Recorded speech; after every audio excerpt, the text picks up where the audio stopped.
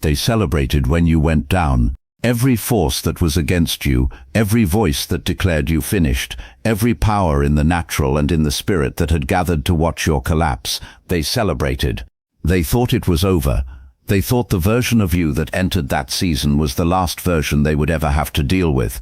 What they did not know, what they could not have calculated, was that the thing they sent to break you was the very thing that God was going to use to build the most powerful version of you that has ever existed. And now you are back, and nothing that watched you fall was ready for what just walked through the door. Stay right here, because what God is about to speak over your return is going to shake something awake inside you that has been waiting for exactly this moment. I am speaking to you right now. The chosen one who went through something that should have ended you and did not, who entered a season that was designed to be a grave and walked out of it as something that cannot be buried, who faced forces in the natural and forces in the spirit that were aligned against your existence, against your purpose, against the specific assignment that God placed in you before the foundations of this world were laid, and who is still here, not barely here, not surviving here, here with a strength in your spirit that was not present before the battle, here with a clarity in your eyes that only comes from someone who has been to the edge of everything and found God standing there. Here is the most formidable version of yourself that has ever stepped into a room. And the rooms are feeling it. The spaces you enter are responding to what you now carry in a way they never did before. Something in the atmosphere shifts when you arrive. Something in the people around you recognizes that they are not dealing with who they were dealing with before. The version of you that went into the fire was already chosen, but the version of you that came out of it is anointed in a way that cannot be hidden, cannot be suppressed, cannot be managed by anyone who does not have the authority of the God who produced it. And that version is what is shaking everything around you right now, in the natural and in the spirit. Type Amen if you know that you came out of something that was designed to destroy you, and you came out different from how you went in. Let me talk about what the shaking actually means. Because when I say that even gods were shaken, I am speaking with the fullness of what that phrase carries in the spirit.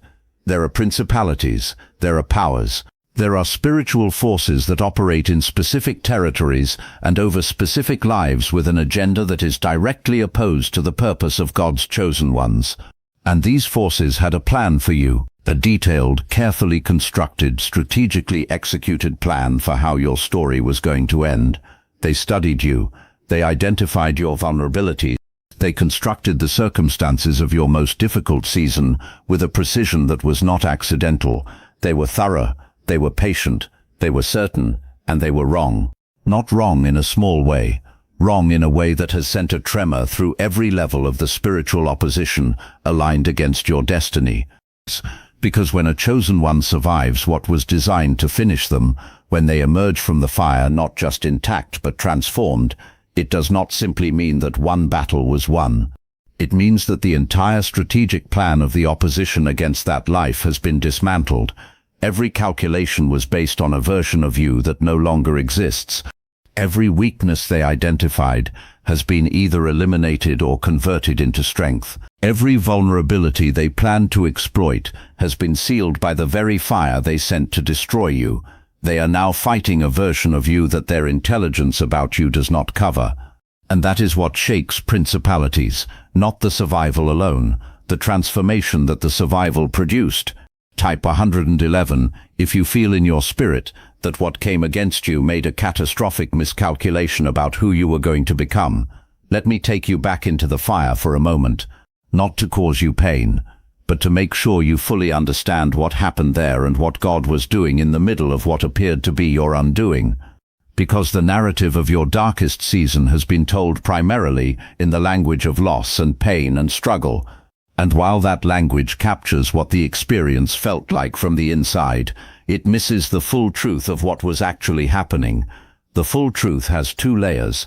Yes, on the surface something was being lost. Comfort was being stripped away. Certainty was being dismantled. People and situations, and perhaps even aspects of your own identity that you had been depending on, were being removed. All of that is true. All of that was real loss and real pain. But beneath the surface, while the loss was happening on top, Something else was happening underneath that was moving in the opposite direction entirely.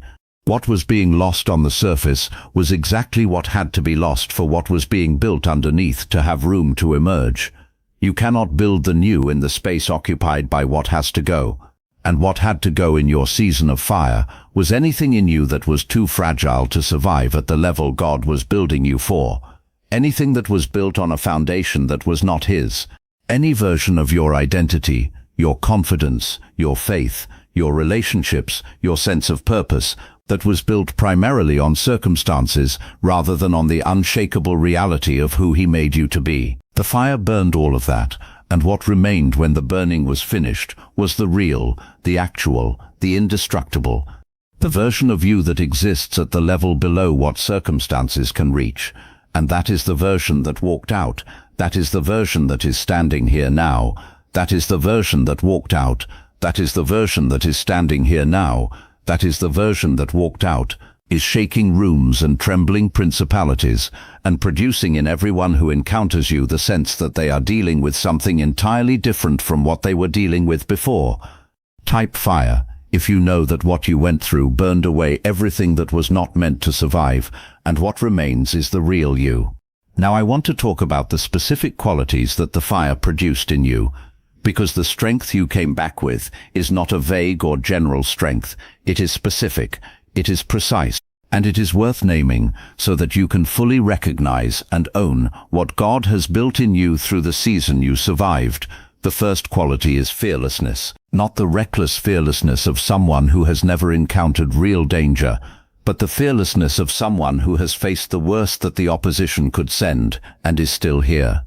There is a specific kind of courage that is only available on the other side of surviving what should have destroyed you. Because when you have already gone through the thing you feared most, the thing that other people are still afraid of has lost its leverage over you. You look at threats differently now. You look at opposition differently. You look at the possibility of failure or loss or pain differently, because you have already been through the version of those things that was specifically designed for you, and you came out standing. That changes your entire relationship with fear. Type fearless if you can feel that the fear that used to stop you has lost its power over you. The second quality is wisdom, the specific, hard-won, experiential wisdom that cannot be learned from a book or received from someone else's teaching. The kind of wisdom that knows what manipulation looks like because you survived it, that knows what betrayal feels like because you lived through it, that knows where the traps are because you fell into them and found your way out. This wisdom is not bitter, it is clear. It sees with a precision that was not available before the fire. It reads people and situations and spiritual environments with an accuracy that comes from having been tested at the deepest level and learning through the testing what is real and what is not. This wisdom is one of the greatest gifts the fire gave you. And it is a gift that will serve not just you, but everyone who comes into contact with you in this new season. Because a person with this kind of wisdom, positioned in God's purpose, becomes a guide, a reference point, someone that people come to when they are in the middle of their own fire, because they can sense that you have been there and you know something about how to navigate it. The third quality is authority, and this is the one that is shaking the spirit realm most significantly. There is a difference between the authority that is given to someone and the authority that has been tested and proven in someone. Given authority can be impressive on paper. Proven authority produces trembling because proven authority has demonstrated that it holds under pressure, that it does not collapse when the opposition pushes against it, that it was not a theory or a title, but a real and active power that has already shown what it can do when it is fully released. Your authority was tested in the fire. Every time you held your faith when it would have been rational to let go, every time you chose God's truth over the evidence of your circumstances, every time you got up after being knocked down by forces that expected you to stay down, each of those moments tested your authority and the authority held. And what held under that level of pressure is a different category of power than what has never been tested. The principalities that are shaking know this. They know what your authority proved itself capable of in the fire. And they know that the version of you walking around right now, operating from that proven authority, is not something their previous plan accounts for. Take a moment and like this video, because someone who is still in the fire needs to know that what they are going through right now is building in them exactly what God built in you. Type authority if you receive the truth that what you survived has proven your authority in a way that is now shaking the spirit realm around you. Let me talk about the return itself, because there is a way to return from the fire that does not fully honor what the fire produced. A return that is so cautious, so tentative, so marked by the memory of what the last exposure to the world cost you, that the power that was built in the fire cannot fully express itself because the person carrying it is still behaving like someone who is afraid of being hurt again. And I understand that instinct. The protective caution that the fire created is not irrational. It is the nervous system doing what nervous systems do, learning from pain and building walls to prevent its repetition. But the walls that protect you from future pain also prevent the full expression of what God built in you from reaching the people and the spaces and the purposes it was built for. And God did not put you through everything you went through so that what came out of it could be kept safely behind walls. He built something in you that the world needs, that certain people are waiting for. That specific rooms are empty without, and the fullness of your return requires the courage to walk into those rooms without the armor of excessive self-protection. Not naive, not without the wisdom the fire gave you, but open, present, fully available to be what God made you to be in the moment He places you in. Type full return if you are choosing right now to return fully, carrying everything the fire produced, without holding any of it back out of protection from the past. I want to speak to what the return looks like from the outside, from the perspective of every person and every force that watched you go through what you went through and made their assumptions about where you were headed. To them, what they are seeing right now does not compute.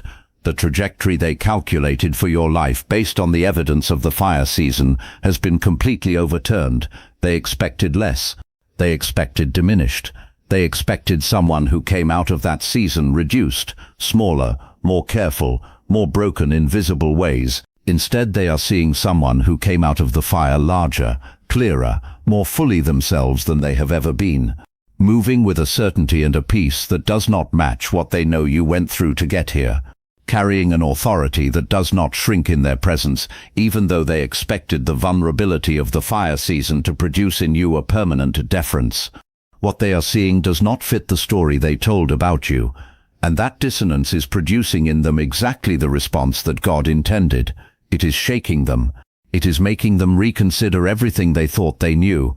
And some of them, the ones who have any capacity at all for genuine reflection, are beginning to understand that they were not just wrong about you, they were wrong about the God behind you. Stay with me in part 2, because I am going to take you into the full picture of what this return is activating in the spirit, what the shaking of the opposition is opening in your life practically, what God is releasing into your hands now that the fire has proven you ready to carry it, and how to walk in the fullness of everything this return has made available to you. Welcome back, Chosen One. If you made it to part 2, something in part 1 resonated at a level that went beyond information. Something confirmed in you the truth of what God did in your fire season and what He is doing now in your return.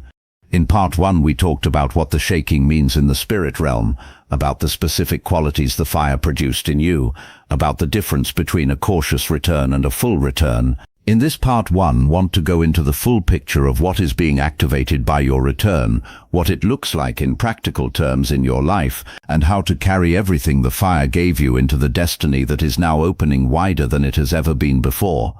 Type ready if you are fully present for everything God is speaking in this part. Let me start with what is being activated in the spirit by your return, because your emergence from the fire did not just affect your personal life, it sent a signal. In the spiritual economy, when a chosen one survives what was designed to stop them and returns transformed, it is a declaration that the opposition's claim over that territory has been denied, that the assignment God placed in that person could not be stopped by everything that was sent against it, that the purpose is not only alive but accelerating, and that declaration is not silent. It reverberates through every spiritual layer that had a stake in the outcome of your season. This is why things are moving around you in ways that feel different from before, why doors are opening with a speed and an ease that feels almost disorienting after the slowness of the fire season, why people are showing up with alignment and opportunity that has the signature of divine arrangement rather than natural timing, why the atmosphere in the spaces you enter is different, charged with something that feels like expectation, like the room itself is aware that something significant has arrived. This is the sound of the declaration your return is making. This is the spiritual environment responding to the fact that what tried to stop you failed, and what God intended for you is now moving without the resistance that had been blocking it. Type declaration if you can feel the spiritual environment around you responding to your return. Now let me be specific about what is opening as a direct result of this activation. The first thing that is opening is your voice. There is a level of speaking, of declaring, of leading conversations and rooms and situations with the weight of what you carry that was not available to you before the fire. Not because you lacked the gifts, but because the authority behind the gifts had not yet been tested at the level required to carry what God is about to ask you to say. Your voice now carries something different, a weight that does not come from volume or confidence alone. It comes from the knowing of someone who has been to the depths and found God faithful there. When you speak from that knowing, something in the people listening responds at a level below their conscious processing. Their spirit recognizes that what they are hearing is not just information. It is testimony, it is proof, and proof changes people in a way that theory never can. You are going to be called to use this voice in ways that may surprise you, in rooms you did not expect to be in, with people you did not expect to have access to, for purposes that are larger than your personal story. The fire gave you a message, not just a testimony of what you survived, though that testimony is powerful in its own right, but a message that speaks to something universal about the faithfulness of God in the darkest human experiences, and that message has an audience that is already waiting for the messenger. As you step into the fullness of your return, that audience is going to become increasingly visible to you. Pay attention to who God is placing in front of you. Those are not random encounters. They are appointments. Type voice if you are ready to use the authority of what you have been through to speak into the lives that God is positioning you to reach. The second thing that is opening is your capacity for impact. There is a scale of impact that is only available to people who have been through specific kinds of fire, not because suffering is a prerequisite for effectiveness, but because certain assignments require a credibility with the people they are designed to reach that can only be built through shared experience. The people God is sending you to in this new season are not primarily going to be people who are comfortable and thriving. They are going to be people who are in the middle of their own fire. People who are in the season that you just came out of. People who are questioning whether they are going to survive what they are going through. People who need someone who can look them in the eye and say with genuine authority that does not come from a script or a formula, "I know what you are in right now, and I need you to know that what is happening inside you is greater than what is coming against you." You can say that now, with conviction, with proof, with the weight of someone who knows from the inside of the experience rather than from the outside of it. And the people who need to hear it from someone who has been there are going to receive it from you in a way that they could not receive it from someone who has not. This is a dimension of your impact that the fire made possible, and it is going to reach people and change trajectories and alter outcomes in ways that will echo far beyond the individual encounters. Type impact if you receive the truth that what you went through has qualified you to reach people that no one else can reach in quite the same way. Let me talk now about what God is releasing into your hands in this season. Because the return of a chosen one who has been proven in the fire is not just celebrated in the spirit. It is resourced. God does not send proven vessels into elevated assignments without equipping them with what the assignment requires. And what he is releasing in this season is matched to the level of the assignment, which is matched to the level of the proving you endured. The resources coming to you are not just financial, though some of them will be tangible and significant in the natural.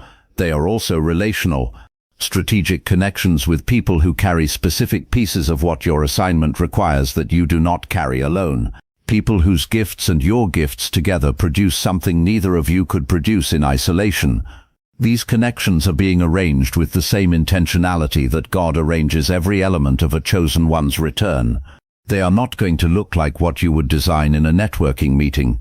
They are going to look like divine interruptions, conversations that open doors you were not standing in front of. Relationships that begin with the sense that you have always known each other even though you are just meeting.